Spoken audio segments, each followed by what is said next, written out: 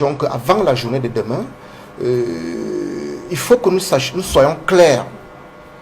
La journée de demain, qui est la journée du 4 août 2025, au moment où les audiences publiques sont annoncées au niveau du Conseil constitutionnel par des Congolais Yaoundé, il faut comprendre quels sont les enjeux. Quels sont les enjeux de l'élection présidentielle de 2025 au Cameroun? Ces enjeux-là devraient interpeller la décision que le Conseil constitutionnel doit prendre à la suite des recours, des 35 recours, et notamment d'un recours qui attire l'attention de la majorité des Camerounais, c'est-à-dire le recours du candidat Kamto qui a été investi par le Mandem. Quels sont les enjeux d'une élection présidentielle comme celle de 2025 pour notre histoire politique institutionnelle? C'est très important. Il ne faut pas penser que si aujourd'hui les acteurs principaux, l'acteur principal de l'opposition au Cameroun qui milite pour la rupture est écarté, que ceux qui seront appelés à concourir sans Maurice Kamto seront en mesure de gouverner, parce qu'il faut aller aux élections. On élit les gouvernants pour gouverner. Il faut savoir de quoi il est question. Les gouvernés doivent avoir une connectivité avec les gouvernants. Ça veut dire que ceux qui au soir du 12 octobre seront celui qui sera proclamé qui sera élu en attendant la proclamation officielle des résultats. Celui qui aura la tendance d'être élu doit être en mesure de gouverner. Ça, c'est très important. Dans la question de la légitimité des gouvernants, il ne faut pas qu'on arrive à une situation où ceux qui ont été promus se retrouvent en déconnexion totale avec les gouvernés. Donc, dans l'incapacité de gouverner. Il faut convoquer dans la question de la légitimité de monsieur l'élu au lendemain du 12 octobre. Quand on convoque ça, il y a la nécessité de voir quelle est la place de l'acteur central d'un processus électoral, qui n'est autre que le peuple souverain, dans sa liberté de choix politique. Le peuple souverain dans l'exercice libre de ses choix. Ce peuple souverain qui aujourd'hui, dans sa majorité, se retrouve en train d'être à la limite congédié du processus électoral en cours, au regard des manœuvres malicieuses que le régime entretient. C'est des préalables qu'il faut mettre sur la table. Alors, revenons au Conseil constitutionnel qui doit dire la loi en vertu du droit, le droit dans sa droiture. Le Conseil constitutionnel au niveau du Cameroun, le constat que nous autres avons fait, c'est que nonobstant, n'est-ce pas, ces compétences qui sont bien détaillées par la loi de 2004, en vertu de la Constitution de 1996, ce Conseil constitutionnel, le groupe des 11 sages, s'est curieusement réfugié sur deux compétences en matière politique et électorale. La première compétence par laquelle brille le Conseil constitutionnel, c'est l'irrecevabilité. Pourtant, il y a la flagrance des dossiers qui lui sont soumis à sa juste appréciation et en vertu de ses devoirs statutaires et de ses responsabilités. À côté de la compétence de l'irrecevabilité, il y a une autre compétence intrigante. C'est l'incompétence. Le Conseil constitutionnel brille par la compétence de l'incompétence. C'est des questions qui sont pourtant évidentes.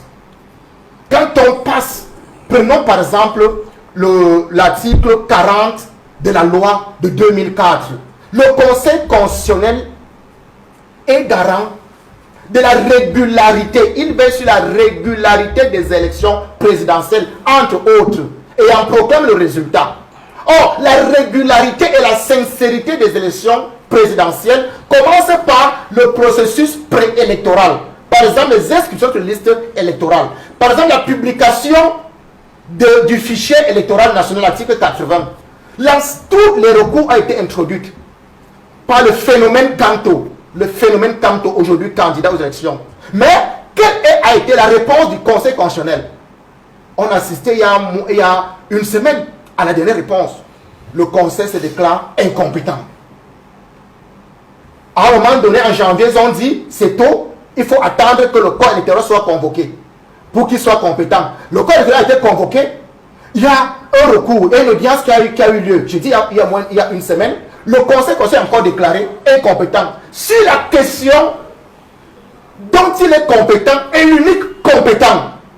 C'est-à-dire, en dehors du Conseil constitutionnel, nul ne peut être compétent sur ces questions électoralistes, notamment la publication du fichier électoral national et le fait que le corps électoral ne soit pas spécifié. Mais le Conseil vous dit qu'il est incompétent. Donc, derrière la compétence de l'irrecevabilité et la compétence de l'incompétence par laquelle brille le Conseil constitutionnel, il y a une coloration de peur. La peur de dire le droit selon la loi écrite. C'est-à-dire, le Conseil constitutionnel s'est réduit et s'est réfugié derrière cette peur. Or, aujourd'hui, l'histoire interpelle le peuple camerounais.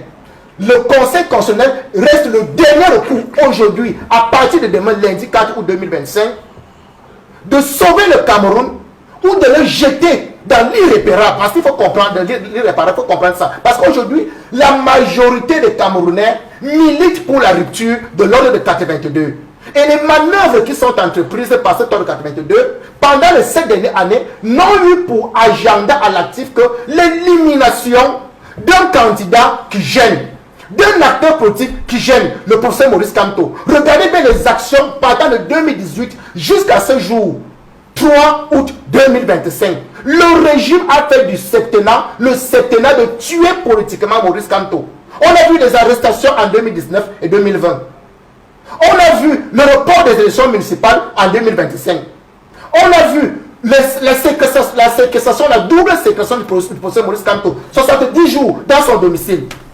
Et quelques jours encore ici même à Douala. On a vu les invectives alimentées par la préfectorale, monsieur le ministre de l'administration territoriale.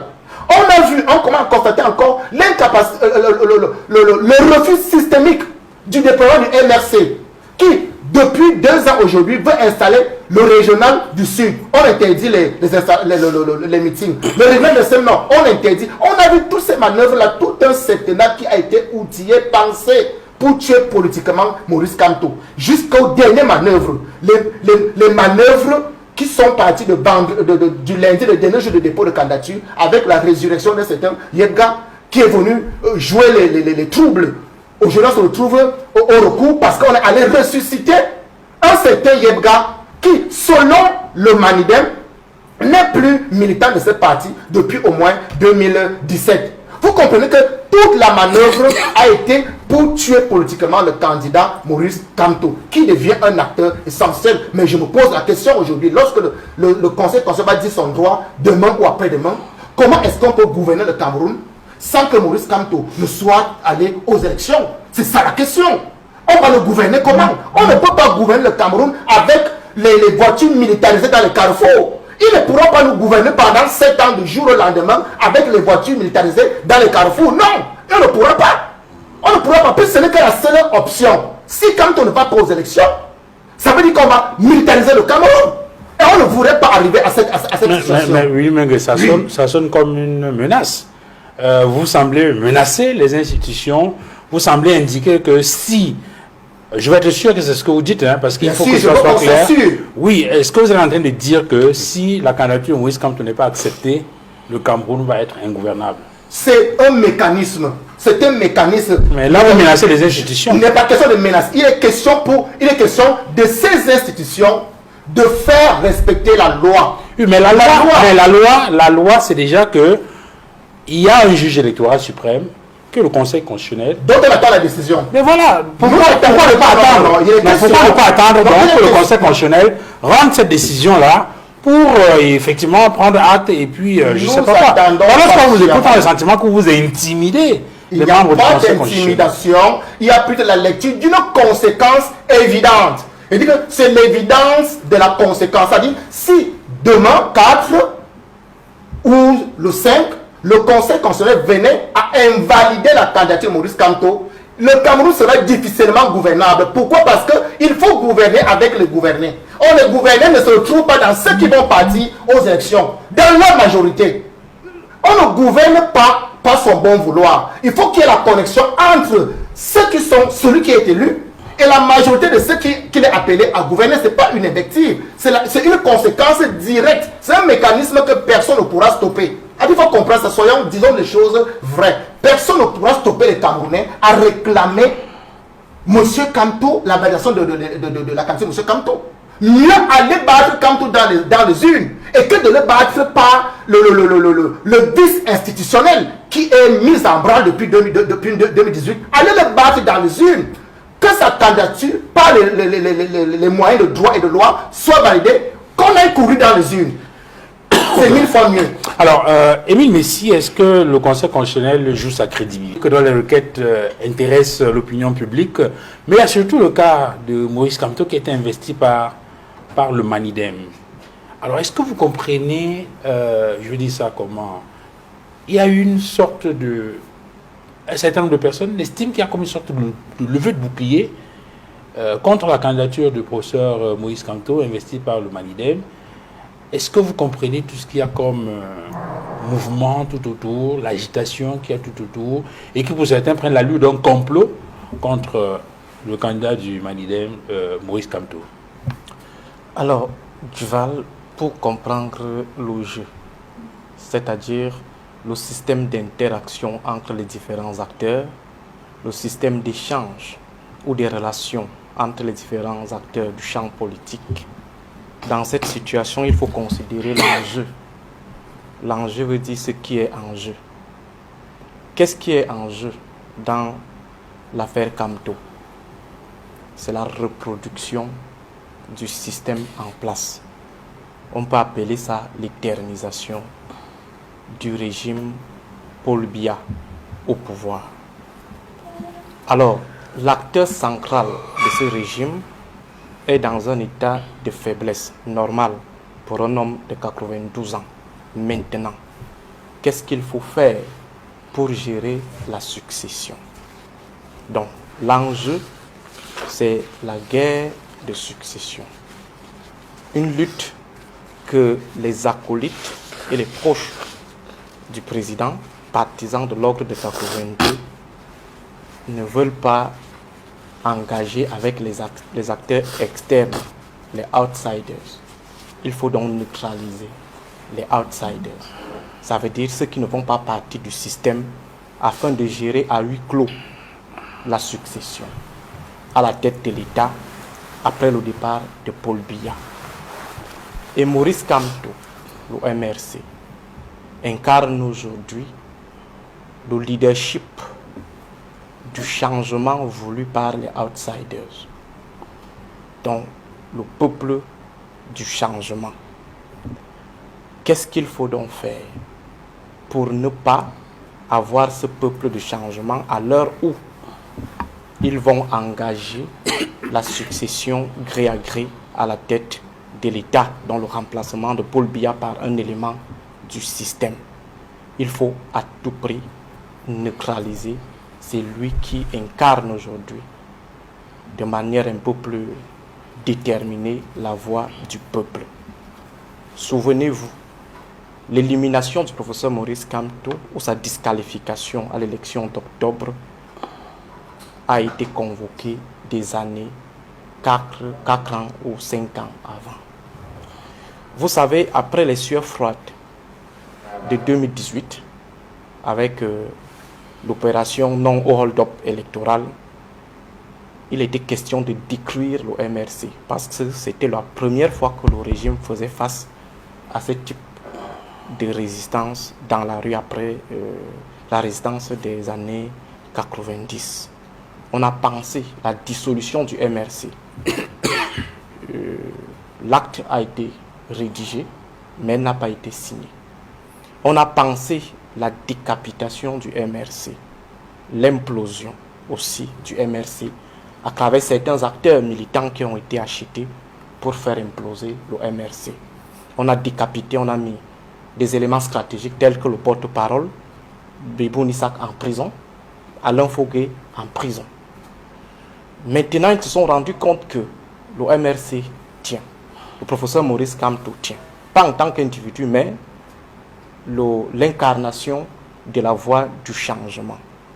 Qu'est-ce qu'il faut donc faire il faut mettre en œuvre un bon nombre de mécanismes pour ne pas permettre au MRC et Maurice Kamto de pouvoir assister, de pouvoir gâter le match de 2025, qui pour le système est un élément assez important, était un moment assez important, parce qu'une fois le pouvoir récupéré sous couvert de M. Paul Biya, on va pouvoir décider de la succession. Alors ils ont d'abord surfé sur l'illégibilité du MRC à investir un candidat. L'élément phare utilisé a été le report illégal des élections législatives et municipales. Ayant constaté que le professeur Maurice Kamto restait déterminé, ils ont cadenassé l'option de l'obtention des 300 signatures et ils ont cadenassé également l'option de ce qu'eux-mêmes ils appellent parti Yango. Et ils étaient convaincus jusqu'au jour où le fameux officier de police a mis un document de la candidature de Kamto sur les réseaux sociaux. Le régime est donc pris de court. Toutes les options qui ont été mises en place pour empêcher le MRC, Maurice Kamto, de pouvoir participer aux élections à venir, venaient de connaître une grosse défaite. Il fallait maintenant penser à autre chose. Et je vous le dis, c'est quelque chose qui a été pensé en avance. Vous vous souvenez, lorsque vous avez été suspendu, ainsi que l'émission Droit de réponse, en juillet 2024, je crois le 7 juillet, nous avons évoqué 2 cas ici. Le cas où le ministre de l'administration territoriale traitait Cabral Libi de Nounou, et le cas où il demandait à Maurice Kamto d'attendre 2032. Vous vous souvenez, il était péremptoire. Ça veut dire que c'est une décision mûrie, étudiée avant, pour ne plus avoir affaire à une opposition résistante. Et vous vous souvenez de récemment la sortie du ministre Sadi, qui a dit que si Maurice Kamto passe, sachez qu'on a violé la loi. Ça veut dire que c'est quelque chose qui avait été mûri. Alors, pris de court par l'option du Manidem, qui travaillait avec Maurice Kamto depuis des années, pris de court, qu'est-ce qu'il faut donc faire? Il faut donc aller exhumer, comme le disait tout à l'heure Willy, M. Yebga, pour venir embrouiller le système, leur offrir un élément de disqualification. J'ai été très amusé tout à l'heure lorsque M. Messi se battait à démontrer qu'il n'y a pas une certaine similitude entre le cas du RDPC et le cas du Manidem. Pas qu'il n'a pas raison. Il peut avoir raison. Il a même raison. Disons qu'il a même raison. Mais ce qui est curieux, c'est que dans le cas du MRC, le Conseil électoral a pris le temps de lire les textes du RDPC. Manidem. Voilà. Donc a pris le temps de lire les textes du RDPC. Ouais. Et trouvé que Léon Taylor n'a pas la bonne investiture. Ouais. Ça veut dire qu'ils ont quand même pris le temps de lire le texte. Mais dans le cas du Manidem, on les envoie plutôt devant le Conseil constitutionnel.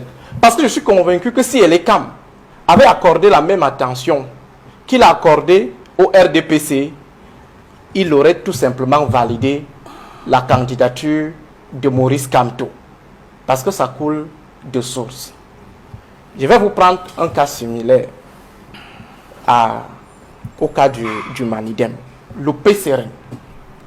C'est pratiquement... Le gars déposé ses 30 millions comme Kamto. Hein. C'est pratiquement la même démarche, mais avec des traitements, avec des résultats totalement différents. Dans le cas du PCRN, Robert Kona attaque les décisions du congrès de Guédiguis. Il attaque à plusieurs reprises. Donc là, Famba, tu veux dire? Non, Guédiguis. Il va le tout premier qui avait investi. Exactement. Ça, c'est le premier. Il conteste les résolutions de ce. Parce que lui m'a fait une autre là-bas où il a été investi lui-même, toujours à Guédiguis. Il conteste. Non, il va devant les tribunaux. Il va à Kaélé, il va à Maroua, il va en Fou, et il perd. Pourquoi? Parce que on estime que le congrès a été tenu en bonne et due forme et par conséquent, il doit laisser Cabral Libye avancer. Dans le cas de Yebga, le Manidem veut organiser son congrès. Yebga demande l'annulation du congrès. Le tribunal se déclare incompétent.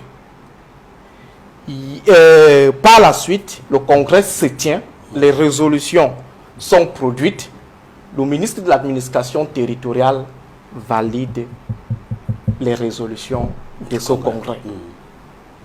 Le président du Manidem s'appelle Anissé Ekane. Et tous les échanges entre les autorités et le Manidem étaient... le représentant du Manidem était Anissé Ekane. Donc, Anissé Ekane, du point de vue légal et administratif, est resté président dans la logique de l'ordre de 82 du régime de Yaoundé, est resté président jusqu'au jour où le régime a appris qu'il a décidé d'accorder l'investiture à l'ennemi politique le plus redouté, à savoir Maurice Kamto. Et vous voyez que on se rend à l'évidence que le MINAT, à chaque fois qu'il y a une situation au sein d'un parti politique qui ne l'arrange pas, il est toujours du côté des mécontents. Le MINAT, donc lorsque ça concerne l'opposition, il est toujours du côté des mécontents. Si le RDPC était un parti d'opposition, le MINAT serait aujourd'hui derrière Taylor. Donc il s'arrange à être d'accord avec ceux qui contestent lorsqu'on est en situation d'adversité. C'est comme ça que le MINAT a fait avec Kawala, c'est comme ça avec l'UPC, c'est comme ça aujourd'hui avec le Manidem.